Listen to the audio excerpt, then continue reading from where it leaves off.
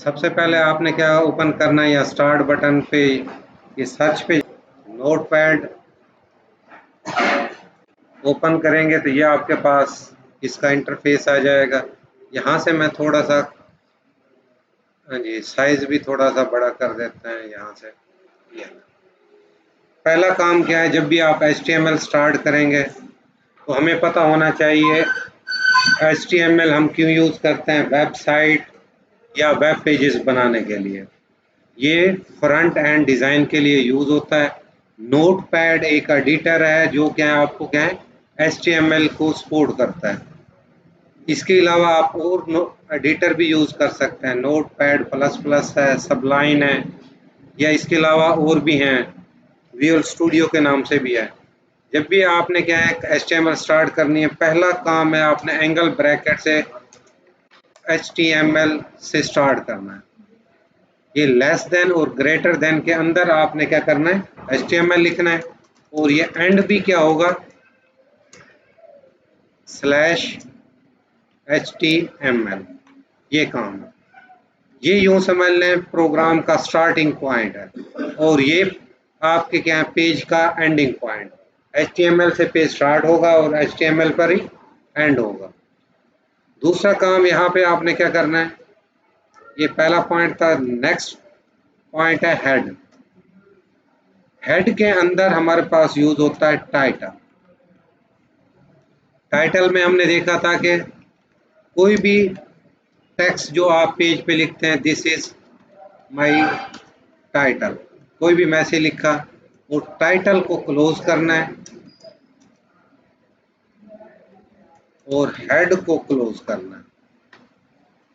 ठीक है, तो ये सेकंड पॉइंट है हर पेज पे। हाँ जी, थर्ड पॉइंट क्या था यहाँ पे, बॉडी। बॉडी स्टार्ट होगा और बॉडी एंड।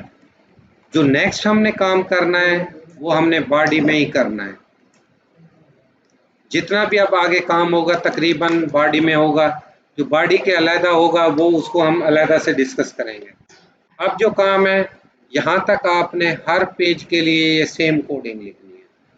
हाँ, ये डिफरेंट हो सकती है, ये वाला, ये आपका टाइटल का नाम कोई भी हो सकता है। अब यहाँ पे देखिए, इसका नाम मैं कोई भी रख देता हूँ, फर्ज करें fa.html। fa नाम है, आप अपना नाम लिख सकते हैं, a लिख सकते हैं, b लिख सकते हैं, या इसको मैं यूँ लिख देता हूँ, एक सिंपल सा नाम, जिस तरह आपके पास aboutus.html। अबाउट अस पे क्या होता है कि आपके क्या है, अपने बारे में मालूमात होती हैं। ये हर वेबसाइट का ये एक पेज होता है अबाउट अस, या कंटेक्ट अस रख लें, वो आपकी मर्जी है। चलो मैं यहाँ पे कंटेक्ट अस रख देता हूँ, .html सेव। अब ये सेव कहाँ पे होगा, इसको मिनिमाइज करें, हमारे पास, हाँ जी, ये डेस्कटॉप पे यहाँ पे नहीं आया तो मैं इसको यूँ कर देता हूँ, डेस्कटॉप पे सेव करता हूँ। कहाँ पे, ये डेस्कटॉप और कंटेक्ट अस। हाँ जी, ये फाइल है, आपने इस पे डबल क्लिक करें या इंटर करें जो आप। अब यहाँ पर देखें, ये हमने लिखा था टाइटल, हेड वाला पोर्शन ये है। बॉडी में अभी हमने कुछ नहीं लिखा, वाइट एरिया आ रहा है। यहाँ पे ये उसका एड्रेस है कि ये फाइल कहाँ पे पड़ी हुई है। ठीक है, अगर ये मैं टाइटल चेंज करना चाहता हूँ तो अब इस पे आके जस्ट ये टाइटल मैं यहाँ पे भी चेंज कर देता हूँ।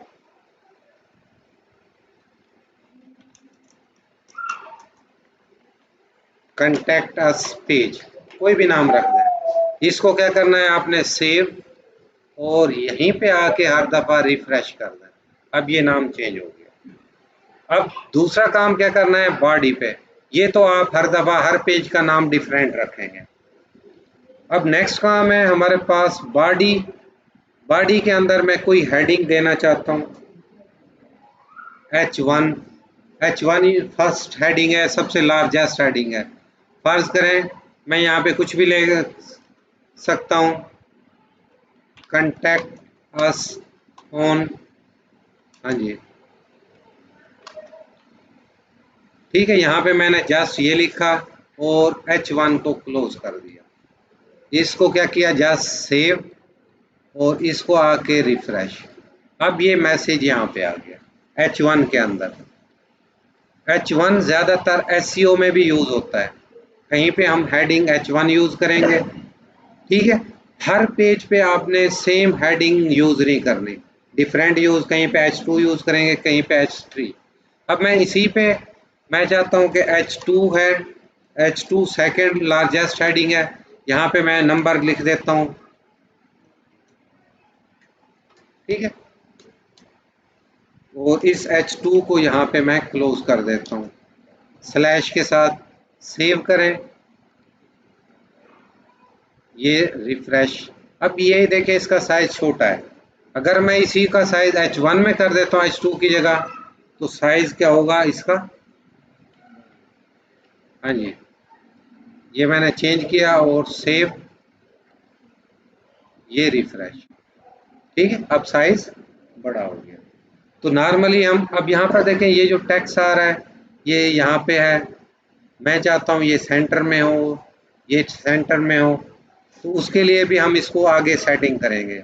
लेकिन उससे पहले मैं इनकी कुछ सेटिंग, ये H1 से H6 तक 6 हेडिंग है जो हमने डिस्कस की थी।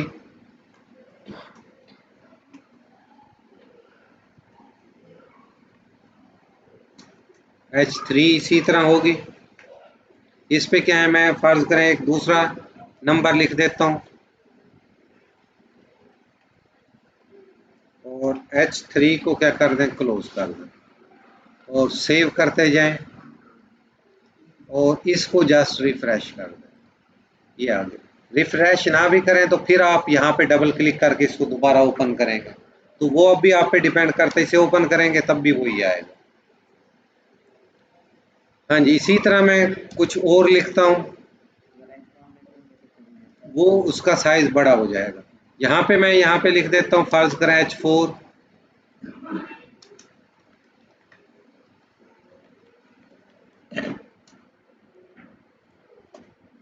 हाँ जी, यहाँ पे मैं जस्ट ये मैंने मैसेज लिखा स्लैश, इसको जाके मैं, हाँ जी, H4 लिख के क्लोज, सेव, इसको आप रिफ्रेश कर दें। अब ये मैसेज आपका उससे रिलेटेड है। इसी तरह मैं 5 लिखता हूँ, फिर वो आपका एरर आएगा। यहाँ पे मैं ईमेल लिख देता हूँ,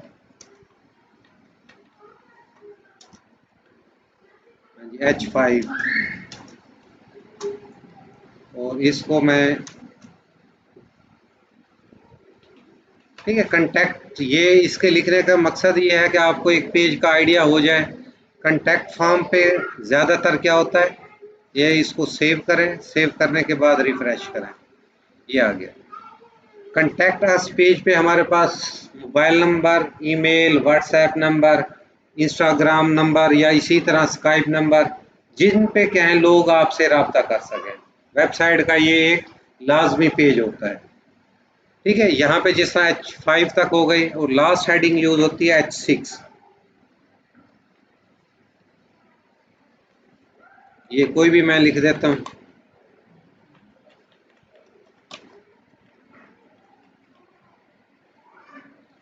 जस्ट मैं इसी के साथ यहीं पे मैं लिख देता हूँ, फर्ज करो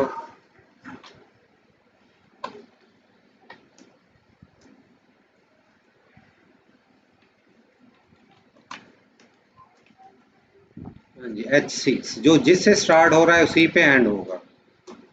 अब यहाँ पर देखें, ये चीज़ें तो हमने लिखी हैं और ये वैसे आ गई। हर एक का साइज में डिफरेंस आ रहा है, ये सबसे लार्ज है, सेकंड लार्ज है, थर्ड लार्ज, इसी तरह इनका साइज छोटा हो रहा है। सिर्फ इसका ये काम है। अब इसका नेक्स्ट काम देखें, कुछ चीज़ें हम, ये सबसे बड़ा H1 है और सबसे छोटा साइज H6 है। अब इसी पे देखें, हम कुछ न्यू चीज़ें भी देखेंगे, लेकिन उससे पहले मैं रिपीट कर देता हूँ। एक है पैराग्राफ, पी टैग यूज होता है पैराग्राफ के लिए। यहाँ पे क्या है, कोई भी मैसेज लिख दें आपके पास, यहाँ पे मैं यूं कर देता हूँ, जस्ट वर्ड में कोई पैराग्राफ मैं इंसर्ट कर देता हूँ। ये R&D मैंने लिखा और ये एक पैराग्राफ आ गया। ये जस्ट मैंने इसलिए ताकि मुझे टाइप ना करना पड़े। मैंने ये एक पैराग्राफ यहाँ से कॉपी किया, आप कोई भी ले सकते हैं। मैं यहाँ पे मैंने इसको पेस्ट कर दिया और /p, शुरू में p लगाना है और लास्ट में p लगाना है और इसको क्या कर दें, सेव। अब यहाँ पे रिफ्रेश करें, अब देखें वो पैराग्राफ में कन्वर्ट हो गया। वहाँ पे तो एक लाइन में नजर आ रहा था। ये टैग क्यों यूज होता है, पैराग्राफ में कन्वर्ट करने के लिए। हाँ, इसकी मैं मजीद ये कर देता हूँ, इसकी हेडिंग के तौर पे लिख देता हूँ p tag use to make paragraph.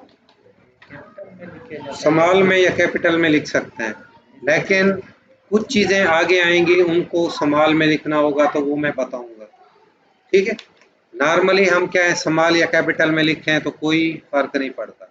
अब यहाँ पे देखें ये p टैग इसके लिए आ रहा है, लेकिन यहाँ पे H6 में हमने लिखा है, बल्कि यहाँ पे मैं H1 लिख देता हूँ और लास्ट में H1 हेडिंग के तौर पर। अब इनको बार बार आप यूज कर सकते हैं जहाँ पे आपको जरूरत है। यहाँ पे मैंने उसकी डेफिनेशन लिखी है तो ये उसकी यहाँ भी एग्जाम्पल होगी।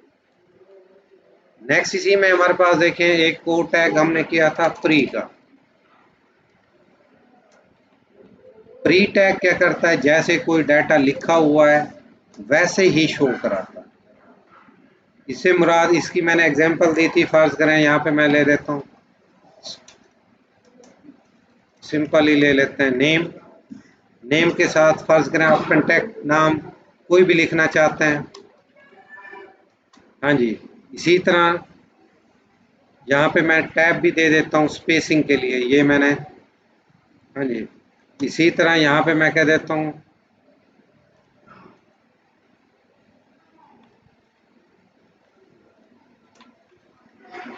कोई भी आप सर्विसेज।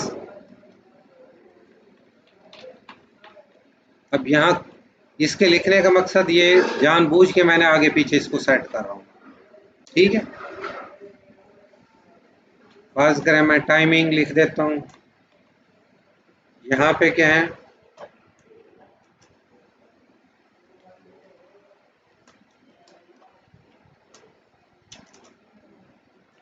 अब ये जिस अंदाज में मैंने लिखा है आउटपुट भी उसी अंदाज में आएगा। इसको सेव करें और रिफ्रेश। अब देखें यहाँ पे मैंने स्पेस दिया तो स्पेस आ रही है, यहाँ पर भी ज्यादा स्पेस दी है, यहाँ पे जैसे लिखा है वैसा। लेकिन अगर मैं इस प्री की जगह इसको कर देता हूँ पी यानी पैराग्राफ, तो क्या होगा, इसको आप सेव करें। जिस तरह ये पैराग्राफ था, अब ये इसको भी पैराग्राफ में कन्वर्ट कर देगा, एक ही लाइन में आ जाएगा। यानी इन दोनों में ये डिफरेंस है। प्री का मतलब है प्री फॉर्मेटेड। यहाँ पे मैं इसको मेंशन भी कर देता हूँ, ये प्री,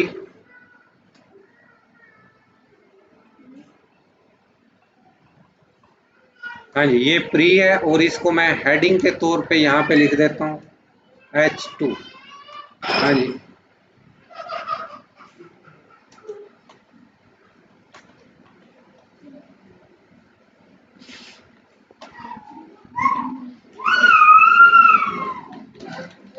जैसे आप टेक्स्ट लिखेंगे वैसा ही वो आपको नजर आएगा। जैसे इसको आप सेव करें और यहाँ पे रिफ्रेश कर दें। अब ये हेडिंग के तौर पे वो मैंने H1 ली थी या H2 ली है, इसकी क्या है प्री फॉर्मेटेड की एग्जाम्पल। हाँ जी, जो कल किया था लास्ट, इसमें हमने एक और किया था, उसको भी मैं H2 में लिख देता हूँ। BR tag use to break line. Simple सा ये काम है। H2 में मैंने ये डाल दिया और इसकी एग्जाम्पल यहीं पे मैं बगैर उसके भी दे सकता हूँ। जस्ट मैंने ये लिखा, बाज़ दफ़ा हमें एग्जाम्पल की ज़रूरत पेश आएगी। अब मैं यहाँ पे क्या है कुछ भी लिख देता हूँ, जैसे मैंने लिखा मोहम्मद फारूक लिखा और इसको सेव किया, रिफ्रेश करें। अब यहाँ पर देखें ये दोनों एक ही लाइन पे आ रहे हैं, लेकिन मैं चाहता हूँ ये नेम दो लाइनों पे आए, एक पे ना आए। तो आप क्या करेंगे, यहाँ पे दरमियान में क्या लिख देंगे, बी आर, सिंपल। ठीक है, ये एंगल ब्रैकेट ये टैग को शो करती हैं। ये जो बी आर टैग है, ये इसका काम ये है, जस्ट इसको सेव करें और रिफ्रेश कर दें। अब देखें, जो एक लाइन में डाटा नजर आ रहा था, अब दो पे आ गया। इसी तरह ये, अब मैं इसको ब्रेक करता हूँ पैराग्राफ को, इसी की मदद से। जहां जहां पे मुझे ब्रेक करना है, मैं चाहता हूँ यहाँ पर ब्रेक कर दे, बी आर, इसको मैं आगे ले जाता हूँ, यहाँ पे भी हाँ जी ब्रेक कर दें। पैराग्राफ को मजीद आप डिवाइड कर सकते हैं। अब यहाँ पे मैंने बी आर लिखा और क्या करें, सेव करें, रिफ्रेश करें। अब देखें वो 3 या 4 लाइनों में डिवाइड हो गया। अगर मैं बी आर यूज नहीं करता और इसको वैसे ही, मैं ये देखें मैंने बी आर यहाँ पे खत्म कर दिया, जहां जहां पे भी मेरे पास, ये मैंने बी आर को खत्म किया,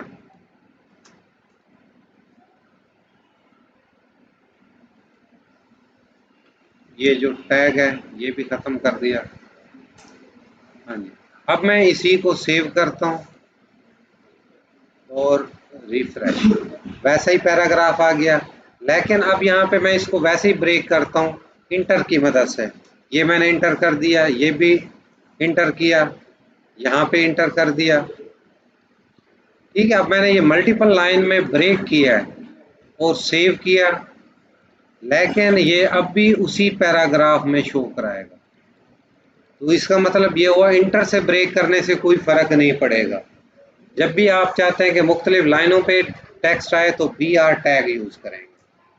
अगर अब मैं इसको बी आर यूज कर लेता हूँ यहाँ पर, तब भी आप बी आर का टैग यूज कर सकते हैं।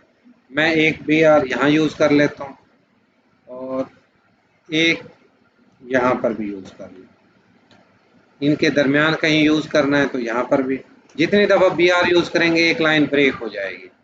सेव, एक तो है ना, इसके क्या है, यूं भी कर सकते हैं, बोल्ड है, इससे पहले मैं यूं कर सकता हूं, ये देखें H1, और इसको क्या है लास्ट में H1 यूं भी यूज कर सकते हैं, यानी उससे शुरू उसको बोल्ड भी करें और हेडिंग 1 के तौर पे भी उसको सेव कर दें। अब यहाँ पर देखें, ये टेक्स्ट बोल्ड भी है और साइज भी बड़ा हो गया। इसके अलावा आगे टैग यूज होगा फॉन्ट का, उससे रिलेटेड भी आप इसका साइज छोटा या बड़ा कर सकते हैं। हाँ जी, ये तो था। हाँ जी, बी टैग। अगला टैग देखें, आई टैग है। मैं इसको भी H2 में लिखता हूँ। हाँ जी,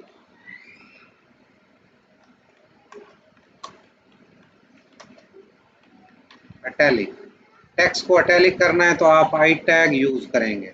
यहाँ पे H2, ये तो जस्ट डेफिनेशन है, यहाँ पे कोई नहीं है। एग्जाम्पल इसकी देखें, आपने क्या करना है, एंगल ब्रैकेट में आई और यहाँ पे मैं यही लिख देता हूँ।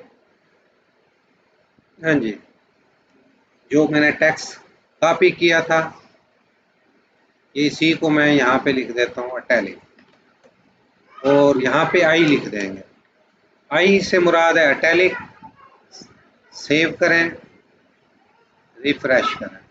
अब देखें ये टेक्स्ट थोड़ा सा तिरछा हो गया है। टेक्स्ट ये तो हाँ भाई हेडिंग के तौर पे आ गया, ये आपका टेक्स्ट अटैलिक हो गया, तिरछा हो गया। हाँ जी, इसी तरह एक और टैग यूज होता है,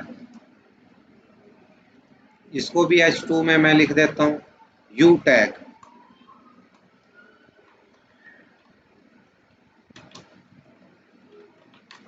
टेक्स्ट अंडरलाइन के लिए ये यूज होता है, और इसी को मैं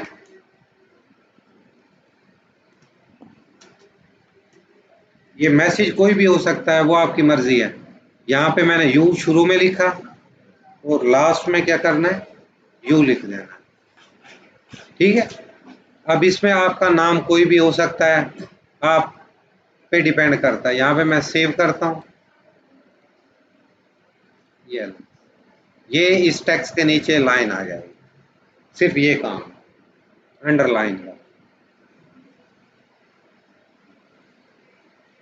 हाँ जी, इसके बाद देखें एक और टैग यूज होता है। मैं इसको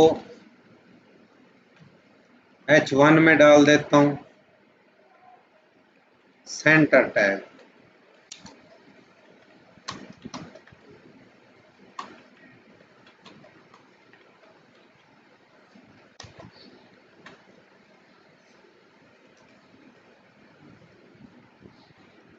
ठीक है, सेंटर का टैग टेक्स्ट को सेंटर में लाने के लिए। जस्ट ये देखें, ये रिफ्रेश किया। अब यहाँ पे ये तो हेडिंग है। अब मैं इसके लिए, क्योंकि मैंने कोड कुछ नहीं लिखा, इसकी मैं एग्जांपल ले लेता हूँ। यहाँ पे एग्जांपल क्या है, सेंटर लिखना है आपने, और यहाँ पे क्या है, टेक्स्ट लिख दें कोई भी, जैसे हाँ जी, ये तो था इससे रिलेटेड। अब इसी को हम आगे कंटिन्यू, अब तक आपने नोट किया होगा हर चीज हम बॉडी में कर रहे हैं, हर टैग आगे बॉडी में यूज होगा। अब इसी को हम कुछ और आगे चलते हैं।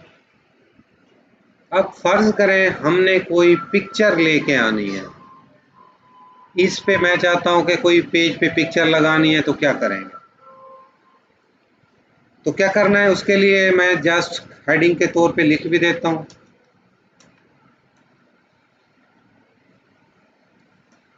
IMG टैग यूज होता है, IMG।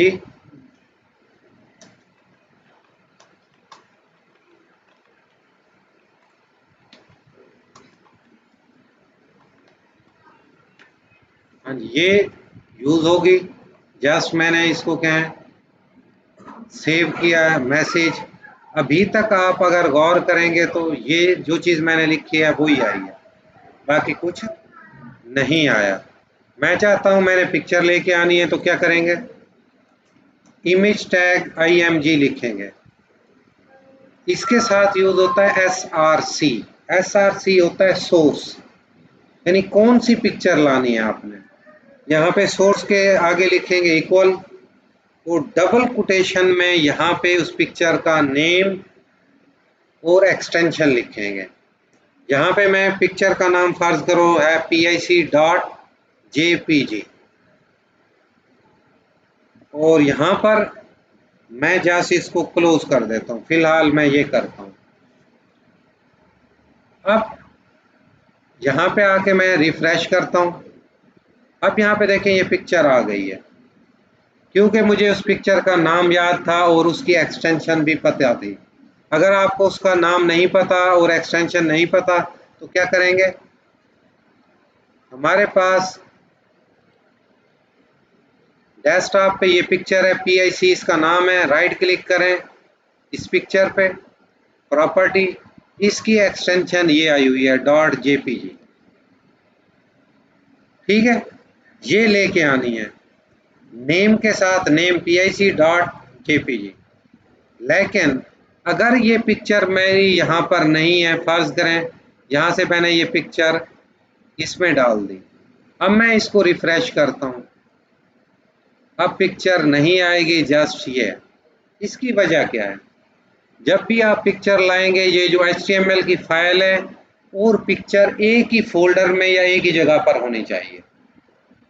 पहले एक ही जगह पे थी, क्यों, हमारे पास पहले जो फाइल थी ये यहाँ पर है, और जो पिक्चर थी वो भी यहाँ पर थी। लेकिन अब हमारे पास पिक्चर यहाँ पर नहीं है। जिस तरह ये FA वाली पिक्चर पड़ी है, मैं इसको लाना चाहता हूँ, ये इसकी एक्सटेंशन है गिफ। राइट क्लिक करके देखें, हाँ जी, .gif है। इसको लेके आना चाहते हैं तो क्या करेंगे, यहाँ पे हाँ जी, GIF, और उसका नाम जो भी होगा, नाम उसका है FA, तो आपने जस्ट उसको सिलेक्ट करना है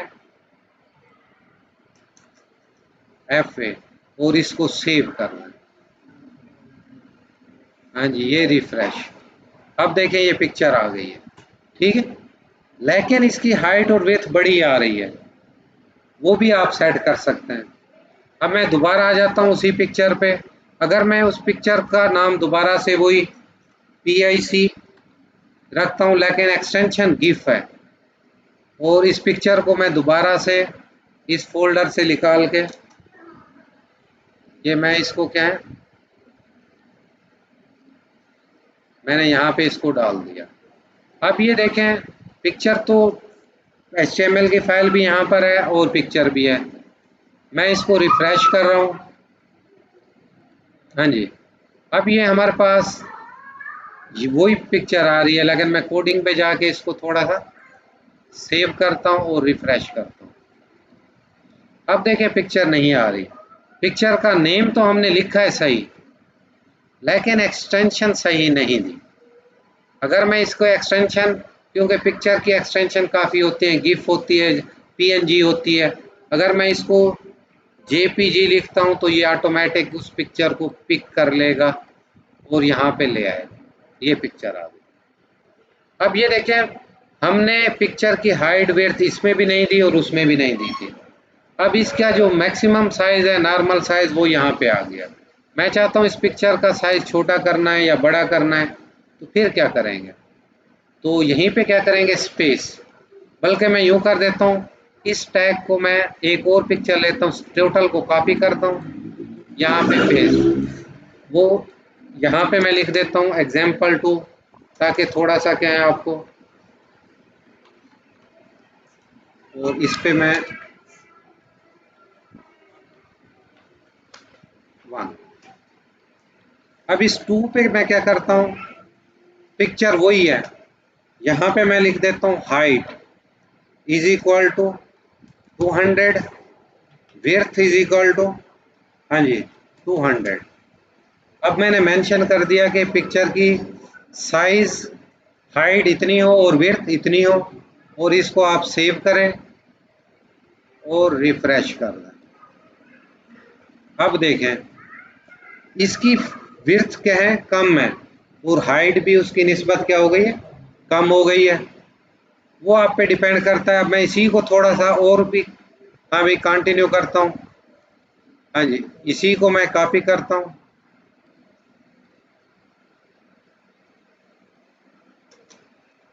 अगर मैं इसको ज़्यादा करना चाह रहा हूँ, यहाँ पर देखें, मैं इसको क्या है 800, यहाँ पर भी इसको मैं 800 कर देता हूँ। ये मैंने इसको सेव किया, रिफ्रेश। अब यहाँ पर देखें, ये पिक्चर बड़ी आ रही है। ठीक है, ओरिजिनल साइज ये था, अब ये काफ़ी साइज बढ़ गया है। वो आप पे डिपेंड करता है आपको कितना चाहिए। मैं इसको नॉर्मल करता हूँ। हाँ जी, तकरीबन 4 करते हैं, 400, सेव, रिफ्रेश करें। अब देखें, अब इससे आप खुद ही क्या है कंपैरिजन कर सकते हैं, हाइट और विड्थ का आइडिया लगा सकते हैं। इसके अलावा इसी की एग्जांपल एक और देख लेते हैं।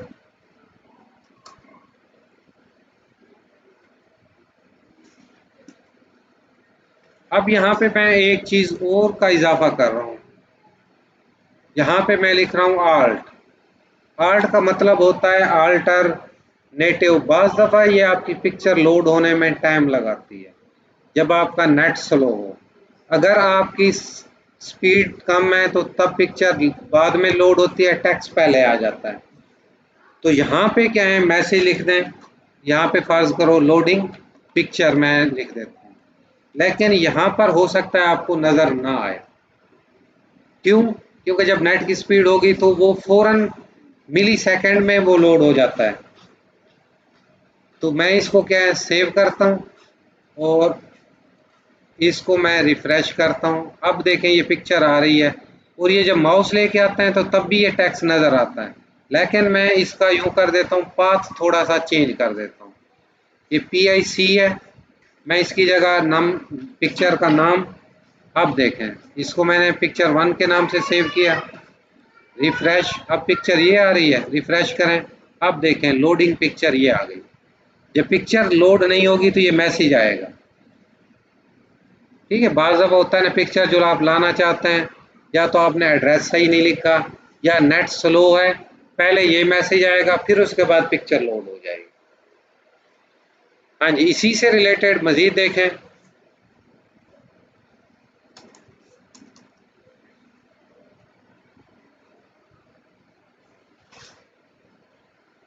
हाँ जी, 5 इसकी है एक अलाइन पिक्चर।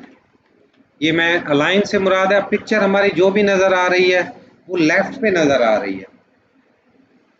अभी यहाँ पर देखें, मैं चाहता हूँ ये जो पिक्चर है इसको क्या है, राइट लिख रहे हैं तो यहाँ पर देखें ये राइट पे तो आ रही है लेकिन सेंटर में नहीं आ रही। तो सेंटर के लिए आप क्या करेंगे, यहाँ पे अलाइन करने की ज़रूरत नहीं है। जो हमने सेंटर टैग यूज़ किया था तो इससे पहले क्या लिख दें, सेंटर, और इसके बाद यानी एंड में क्या लिख दें, सेंटर। अब इसको मैं यूं भी कर सकता हूं कि हाँ भाई एक लाइन पे सेंटर, ये जो दरमियान वाली चीज होगी वो सेंटर में आएगी। इसको सेव करें, रिफ्रेश, अब देखें ये सेंटर में आएगी। तो ये अलाइनमेंट्स हैं। और बाय डिफॉल्ट अगर आप कोई भी नहीं देते, यहाँ पे मैं जिस तरह ये हमारे पास पिक्चर है मैं इसी को कॉपी करता हूँ और ये पेस्ट। जब कोई भी अलाइनमेंट नहीं है तो बाय डिफॉल्ट लेफ्ट ही होती है। लेफ्ट लिख दें तब भी वही बात है, ना लिखें तब भी वही बात है। ठीक है, सेंटर ये जो लेफ्ट है लिखें या ना लिखें बाय डिफॉल्ट आपकी सेंटर में ही रहेगी।